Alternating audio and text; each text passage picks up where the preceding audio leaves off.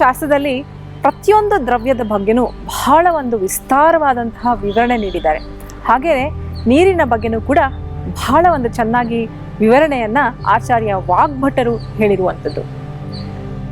ಈ ಬಿಸಿ ನೀರು ತಗೋಬೇಕಾ, ತಣ್ಣೀರು ತಗೋಬೇಕಾ, ಯಾವ್ಯಾವ ಕಾಯಿಲೆಗಳಲ್ಲಿ ಯಾವ ತರಹದ ನೀರನ್ನು ನಾವು ಸೇವನೆ ಮಾಡಬೇಕು, ಈ ಬಿಸಿ ನೀರನ್ನು ಎಷ್ಟು ಸೇವನೆ ಮಾಡಬೇಕು, ಹೇಗೆ ಸೇವನೆ ಮಾಡಬೇಕು, ಈ ಎಲ್ಲ ವಿಷಯಗಳನ್ನ ಬಗ್ಗೆ ಇವತ್ತು ನಾವು ಚರ್ಚೆ ಮಾಡೋಣ.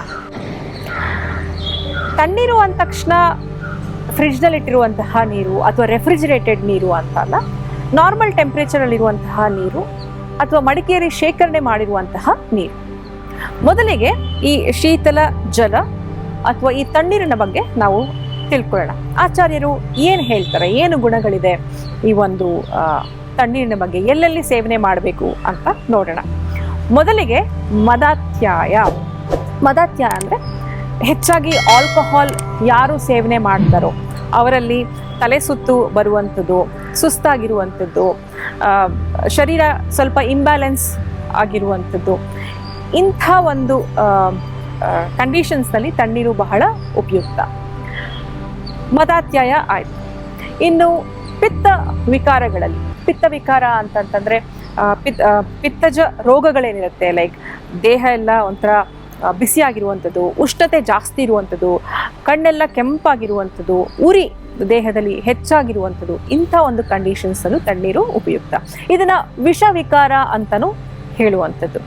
ವಿಷವಿಕಾರ ಅಂತಂದರೆ ನಮ್ಮ ದೇಹದಲ್ಲಿ ಏನಾದರೂ ಟಾಕ್ಸಿನ್ಸ್ ಇದ್ದರೆ ಇದೊಂದು ರೀತಿಯಾದಂಥ ಫ್ಲಶ್ ಔಟ್ ಆಗಲಿಕ್ಕೆ ತಣ್ಣೀರು ಬಹಳ ಉಪಯುಕ್ತ. ಇವಿಷ್ಟು ಗುಣಗಳು ತಣ್ಣೀರಿನಲ್ಲಿ, ಗುಣಗಳು ಅನ್ನೋದಕ್ಕಿಂತ ಎಲ್ಲೆಲ್ಲಿ ಬಳಸಬಹುದು ಈ ತಣ್ಣೀರನ್ನು ಅಂತ ನಾನು ಹೇಳ್ತಾ ಹೋದೆ.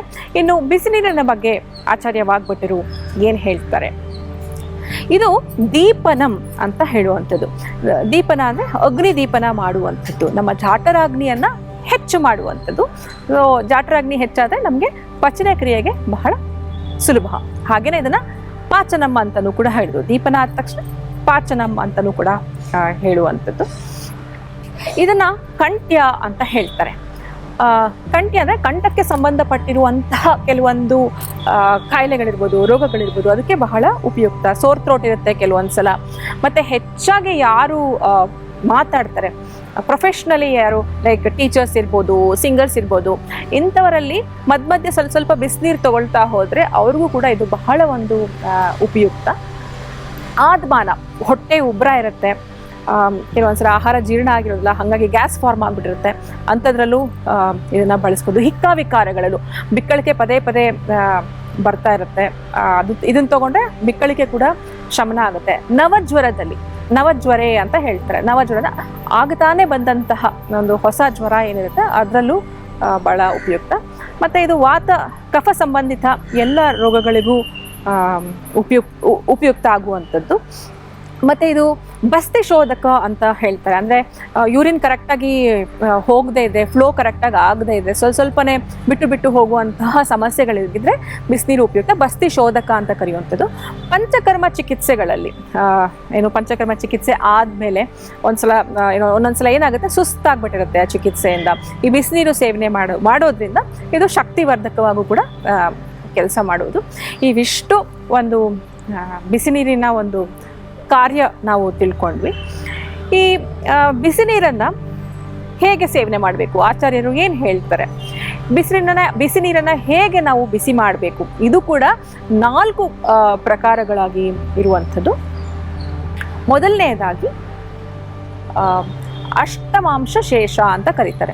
ಅಷ್ಟಮಾಂಶ ಶೇಷ ಅಂದರೆ ಫಾರ್ ಎಕ್ಸಾಂಪಲ್ 2 ಲೀಟರ್ ನೀರನ್ನು ತಾವು ಬಿಸಿ ಮಾಡಿದ್ರೆ ಅದು 250 ml ಆಗಬೇಕು. ಇದನ್ನು ಅಷ್ಟಮಾಂಶ ಶೇಷ. ಮತ್ತೊಂದು ಚತುರ್ಥಾಂಶ ಶೇಷ, 2 ಲೀಟರ್ ನೀರನ್ನು 500 ml ಆಗುವಷ್ಟು ನೀವು ಬಿಸಿ ಮಾಡ್ತಾ ಹೋಗುವಂಥದ್ದು. ಮೂರನೇದು ಅರ್ಧಾಂಶ ಶೇಷ ಅಂದರೆ ಇದನ್ನು ಅರ್ಧ ಭಾಗ ಆಗುವಷ್ಟು ಬಿಸಿ ಮಾಡುವಂಥದ್ದು. 4ನೇದು ಬಂದು ಬಿಸಿ ಆಗುವವರೆಗೂ ಮಾತ್ರ ಈ ನೀರನ್ನು ಉಪಯೋಗ ಮಾಡುವಂಥದ್ದು, ಬಿಸಿ ಮಾಡಿ ತದನಂತರ ಸೇವನೆ ಮಾಡುವಂಥದ್ದು. ಈ 4 ಪ್ರಕಾರಗಳಲ್ಲಿ ಮೊದಲನೇದ ನಾನು ಹೇಳಿದ್ನಲ್ಲ, ಅಷ್ಟಮಾಂಶ ಶೇಷ, ಇದು ಬಹಳ ಶ್ರೇಷ್ಠ ಅಂತ ಹೇಳುವಂಥದ್ದು. ಇದನ್ನು ಸೇವನೆ ಮಾಡಿದ್ರೆ ನಮಗೆ ಭಾಳ ಒಂದು ಎಫೆಕ್ಟಿವ್ ಆಗಿ, ತುಂಬ ಒಂದು ಪ್ರಯೋಜನಕಾರಿಯಾಗಿರುವಂಥದ್ದು. ಬಟ್ ನಮಗೆ ಎಲ್ಲರಿಗೂ ಅಷ್ಟು ಟೈಮ್ ಇರಲ್ಲ, ಇಷ್ಟು ಬಿಸಿ ಮಾಡಿ 2 ಲೀಟರ್ನ 250 ml ಮಾಡುವಷ್ಟು ಸಮಯ ನಮ್ಮೆಲ್ಲರಿಗೂ ಇರೋದಿಲ್ಲ. ಹಾಗಾಗಿ ಬಿಸಿ ಮಾಡಿ ಸೇವನೆ ಮಾಡಿದ್ರೆ ಅಷ್ಟೇ ಸಾಕಾಗುತ್ತೆ. ಇದನ್ನು ತಾವು ನೆನಪಿನಲ್ಲಿ ಇಟ್ಕೋಬೇಕು.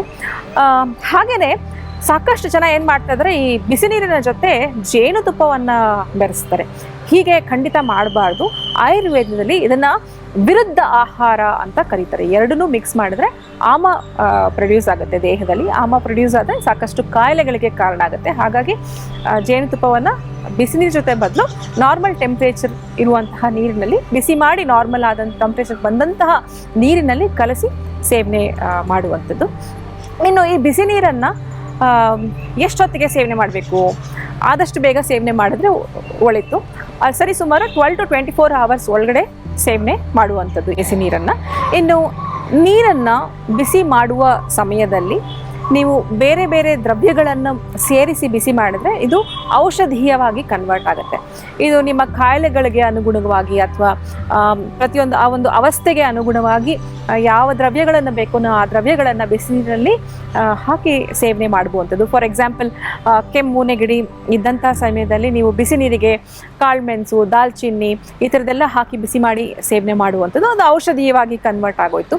ಇನ್ನು ಮಂಡಿ ನೋವುಗಳಿದ್ರೆ, ಜಾಯಿಂಟ್ ಪೇನ್ಸ್ ಇದ್ದರೆ ಬಿಸಿ ನೀರಿಗೆ ಮೆಂತ್ಯ ಕಾಳನ್ನು ಹಾಕಿ ಬಿಸಿ ಮಾಡಿ ಸೇವನೆ ಮಾಡೋದ್ರಿಂದ ನಿಮಗೆ ಮಂಡಿ ನೋವು ಕೂಡ ಕಡಿಮೆ ಆಗುತ್ತೆ. ನೋಡಿದ್ರಲ್ಲ ವೀಕ್ಷಕರೇ, ಈ ರೀತಿಯಾಗಿ ಬಿಸಿ ನೀರಿನ ಪ್ರಕಾರಗಳನ್ನು ನಾವು ತಿಳ್ಕೊತಾ ಹೋದ್ವಿ. ಅದೇ ರೀತಿಯಾಗಿ ತಣ್ಣೀರಿನಲ್ಲಿ ಎಲ್ಲೆಲ್ಲಿ ಉಪಯೋಗ ಮಾಡ್ಕೋಬೇಕು, ಪಿತ್ತ ವಿಕಾರಗಳಲ್ಲಿ ಮದಾತ್ಯಾಯ, ಸುಸ್ತು, ಬಾಯಾರಿಕೆ ಈ ಥರ ಒಂದು ಇದರಲ್ಲಿ ತಣ್ಣೀರನ್ನು ಸೇವನೆ ಮಾಡುವಂಥದ್ದು. ಬಿಸಿ ನೀರನ್ನು ಹೇಗೆ ಅಂದರೆ ದೀಪನ ಪಾಚನಕ್ಕಿರ್ಬೋದು, ಕಂಠ್ಯ ಈ ಥರ ಎಲ್ಲ ಒಂದು ಆದ್ಮನ ಹೊಟ್ಟೆಗೆ ಸಂಬಂಧಪಟ್ಟಿರುವಂತಹ ಒಂದು ಕಾಯಿಲೆಗಳಿಗೆ ಬಿಸಿ ನೀರನ್ನು ಸೇವನೆ ಮಾಡ್ಬೋದು. ನೀವು ಹಿತಮಿತವಾಗಿ ನಿಮಗೆ ಎಷ್ಟು ಬಾಯಾರಿಕೆ ಆಗುತ್ತೋ ಅಷ್ಟು ಮಾತ್ರ ನೀರನ್ನು ಸೇವನೆ ಮಾಡುವಂಥದ್ದು.